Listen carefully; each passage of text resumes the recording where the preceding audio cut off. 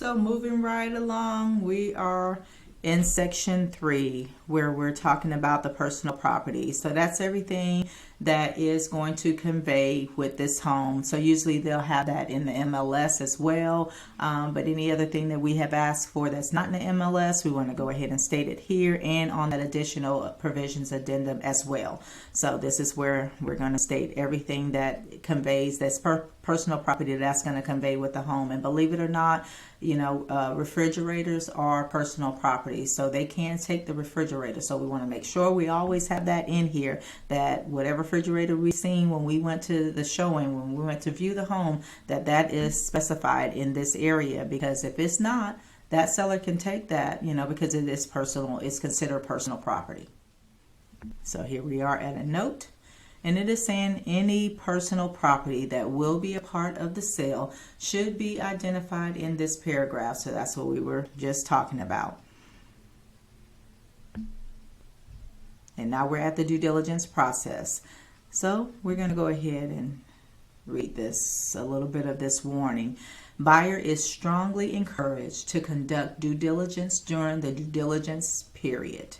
If the buyer is not satisfied with the results of the progress of the due diligence, of the buyer's due diligence, buyer should terminate this contract prior to the expiration of the due diligence period, unless the buyer can obtain a written extension from the seller. Seller is not obligated to grant an extension. Although the buyer may continue to investigate the property following the expiration of the due diligence period, the buyer failure to deliver a termination notice to the seller prior to the expiration of the due diligence period will constitute a waiver by buyer or any right to terminate this contract based on any matter relating to the buyer's due diligence.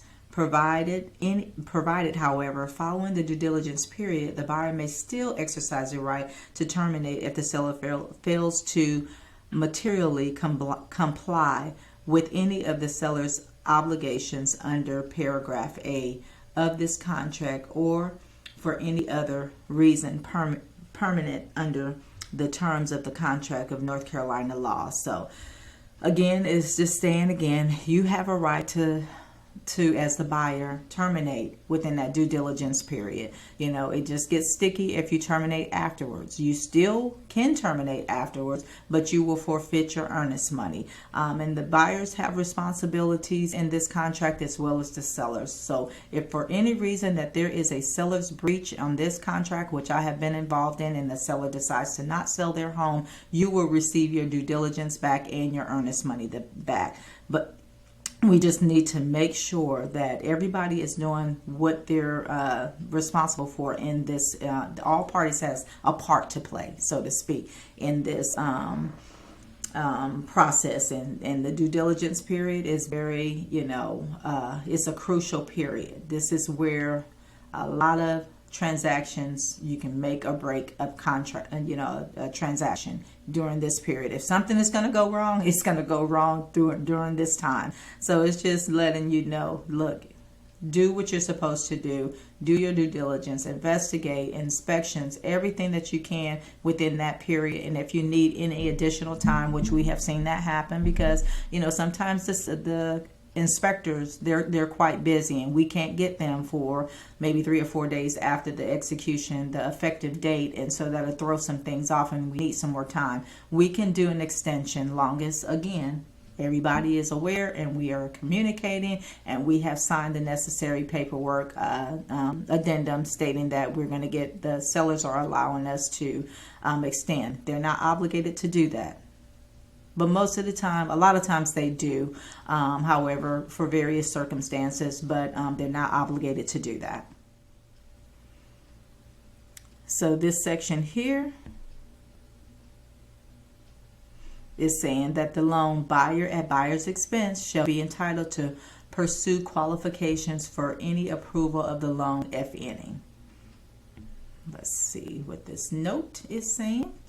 There is no loan or approval contingencies in this offer to purchase and contract. Therefore, the buyer is advised to consult with the buyer's lender prior to signing this offer to assure that the due diligence period allows sufficient enough time for the loan process and for the buyer's lender to provide the buyer sufficient information to decide whether to proceed with or terminate the transaction. So this is a lender and buyer time. This is when we're getting with the lender, doing our due diligence, and I like to do that up front before we even submit an offer. The lenders that I use, my preferred lenders, we pretty much have everything pre-approved and to an almost approval before we even submit it. The only thing that we're looking for from the buyers at that time is submit the verification of everything that they stated that we have already went through, the lenders went through with a fine-tooth comb, and they see that yes, this person qualifies from everything that they said. Now we just need the supporting documents. So all of that needs to be done as well in that 2-week period, because if something happens and some feet are dragged in that time and you don't get the final approval until 3 weeks later, which is after the due diligence, and something happens and you don't get it, you don't get approved. You said that you made more than what you made, and you didn't make that amount. That's a problem, because now we are terminating after the due diligence period and you have lost your due diligence and your earnest money. So it's imperative that we, the lender, that we are all in good communication, strong communication, and you as the buyer have everything that you need, your tax returns and bank statements and everything that we need. And we have a video out there that will give you a prep that will show you what you need to do to prepare to get to this point. So we're not, scuffling around and trying to get everything during this time, because 2 weeks is not a long period of time. Even if we get a, week extension, that's 3 weeks, but we are really pushing it because there's other things that needs to take place, and the due diligence period extension is slowing matters up, such as the appraisal portion of it. So we just need to make sure that we have everything that we need before we even submit an offer, and that your pre-approval is really strong to get approved, and everything it can get done in that 2-week period of time. In the property investigation, this is section B. The buyer or the buyer's agent or representatives at the buyer's expense shall be entitled to conduct all desired tests, surveys, appraisals, investigations, examinations, and inspections, and all of that good stuff. So again, this is your investigation, your inspection period, and buyer, this is for your purposes, so you are going to have to pay for these expenses. The sellers is not paying for your home inspection. So any of these appraisal surveys, tests that you're getting on the property, just know that you're going to pay out of pocket. This is not like a part of like a submission on the contract. This is outside of the contract. So when we get our do our inspections, you're responsible to make payment due on demand. So some inspectors that I have, they'll wait to be invoiced to closing, meaning you don't have to pay them up front. They don't mind being invoiced to closing, but just understand and already come under the expectation of, with my home inspections or surveys or things like that, I might have to pay them up front. A lot of times the appraisal, you don't have to pay that. The lenders work something out that they'll add it into a part of your closing costs, as long as you go through this contract, as long as you finish out this contract and complete it. Now, if you were to terminate the contract, again, you're losing money all the way around. They will take a credit card and just hold it, your credit card information, and hold it on file. Now, if you complete it, no worries. If you terminate, they're going to charge that card for your appraisal fee. So just know that.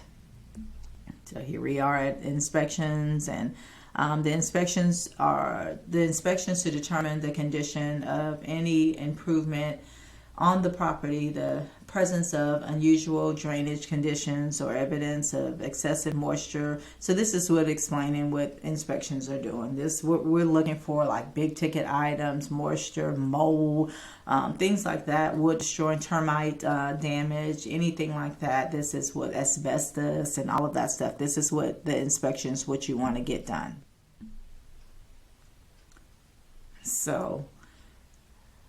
And this section here is everything that we're going to be doing during this due diligence period. So we're going to be, if it's a HOA and there's declaration of restriction covenants, condos, if it's questionnaires, we're going to take all this time to review these documents. Anything. Insurance, investigation of the availability and cost of insurance on the property. So this is the time too that you're going to be looking for your homeowner's insurance. This is the time we're going to be getting the house appraised to see if what we offered on the home, is the appraiser saying that this home is worth that amount. So appraisers come to evaluate the home, to give the home value. So they'll be the ones to say, hey, yes, the seller said that it's worth this much, but I'm the appraiser. I'm going to tell you if it is. So, so that's what's going to be happening during this time. Any surveys to let you know the boundaries on your property is going to be taking place. Any zoning and governmental regulations of a compliance, investigations of current and proposed zoning on that property. This is what's happening during that time. Then we're also going to check for flood to make sure that there's any flood hazards. Is the home in a flood zone? Because we need to know that when you're shopping around for insurance. This section here is on the utilities and access, the availability, quality, and obligation of maintenance of utilities, including water. So we want to make sure that, this home is the utilities included. This is nothing that you have to do extra. The property has water and sewer and electrical and gas communication services, stormwater management, and means of access to the property and amenities. So we want to make sure that that's all in compliance as well. This section here is the street roads, the investigation of the status of the street road upon which the property fronts, as well as any other street road used to access the properties. If there's any easements or on the property, if someone has to cross over your land to get to another land, we're going to find out all of that during this process. So here we are at the end of page 5, and some more initials is needed. So we're just wanting to make sure again that you are initialing because you understand what has been stated previously.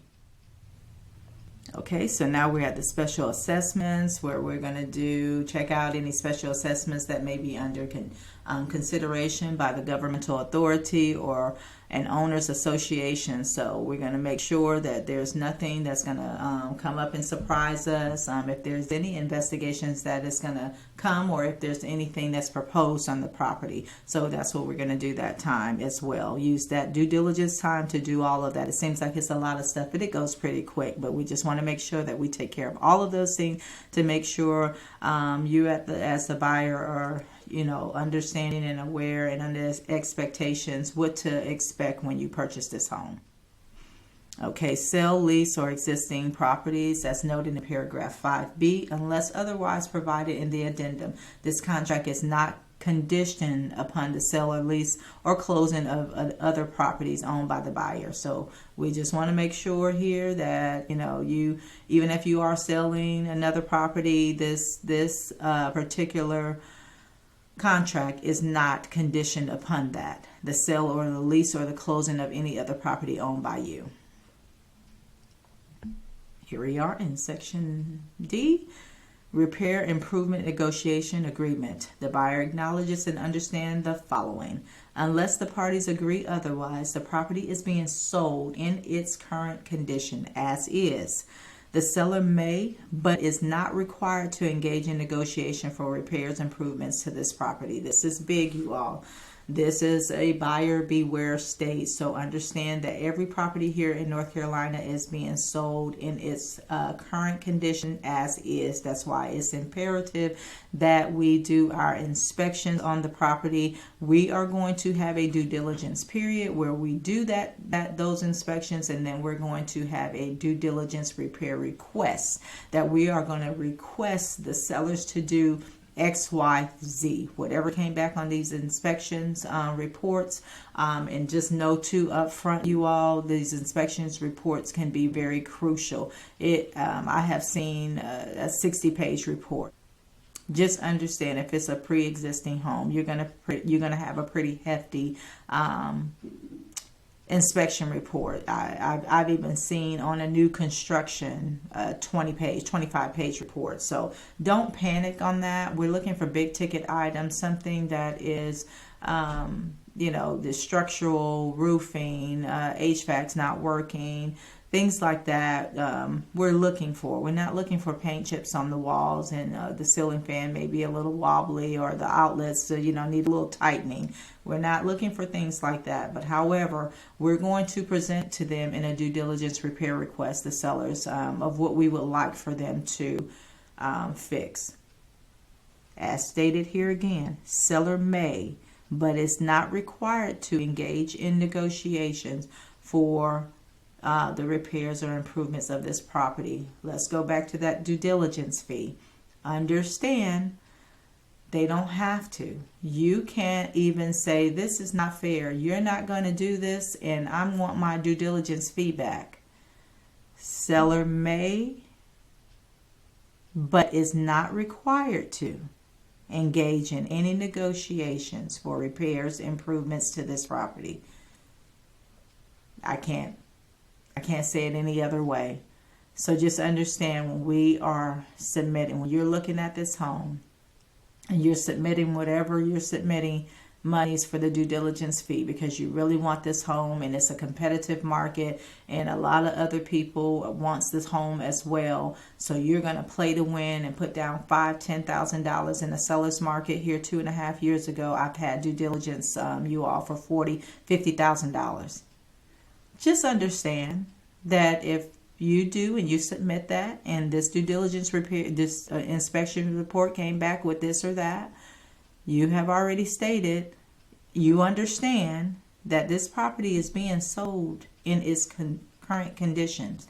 So we can't expect them to do anything. If they say, you know what, we received your due diligence repair request, but we're not doing anything. You either accept that and go ahead and complete this transaction, or you terminate and lose your due diligence fee. Here we go, and it says, buyer is advised to make any repair improvement requests in sufficient time to allow negotiations to be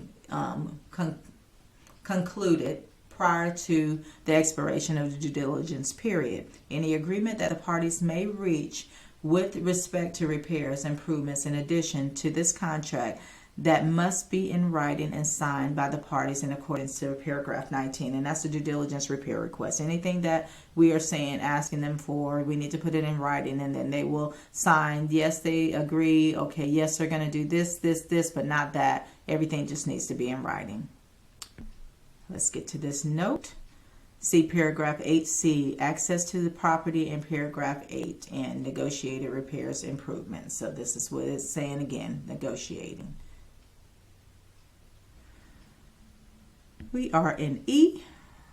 So let's see what this is. Buyer's obligation to repair damage. So this section is stating that buyers shall, at buyer's expense, promptly repair any damages to the property resulting from the activities of the buyers and the buyer's agents and contractors. So meaning, if when we get our inspections done, or if we're in there and we slip and fall into a wall or something, or our contractors do something, chip something, break something, we are responsible, you as the buyer, to promptly repair that damage.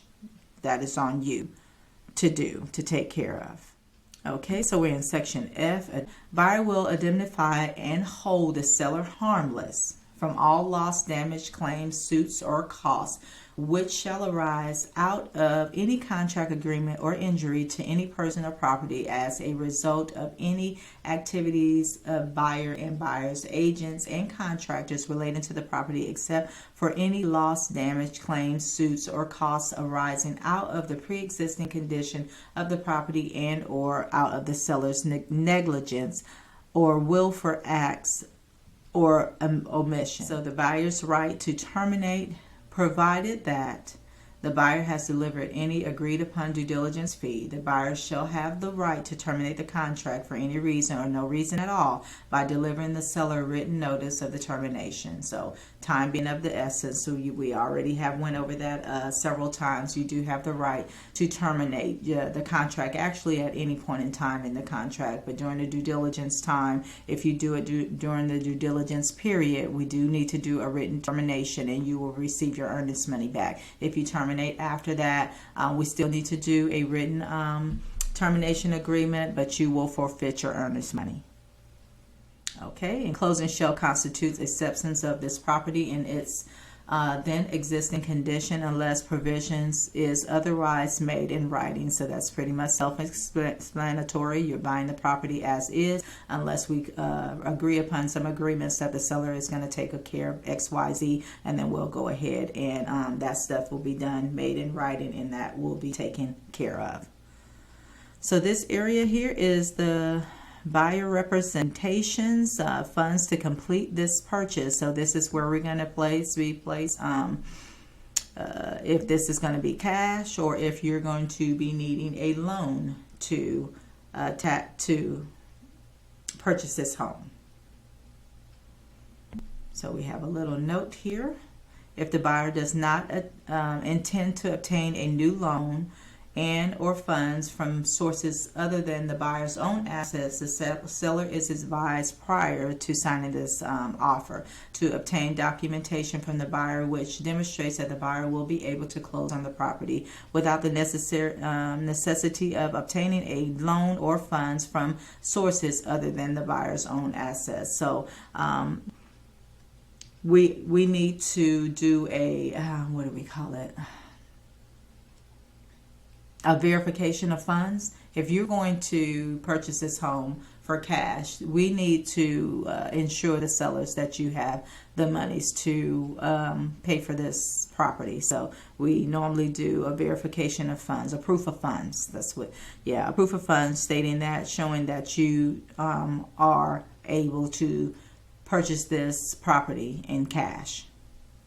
Or this is the next section, and this is the section that is stating you're going to get, you're purchasing this home and you're going to have a mortgage on it, and it's your first mortgage, and it's going to be FHA, conventional USDA, whatever type of lending that you're going to get to purchase this home. We need to check that off in this section. And again, initials from the buyer and the seller.